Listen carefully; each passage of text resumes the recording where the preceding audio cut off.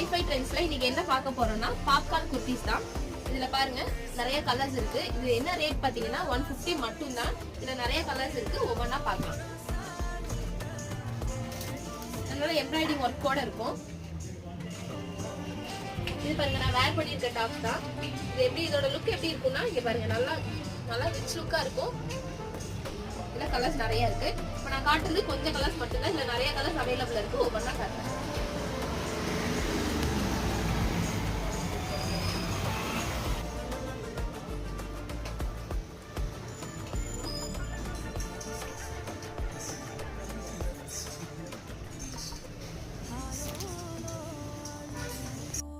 Location வந்து கமெண்ட்ல பின் பண்ணிருக்கோம். கான்டாக்ட் நம்பர் மேல இருக்கு, நீங்க கான்டாக்ட் பண்ணிக்கலாம்.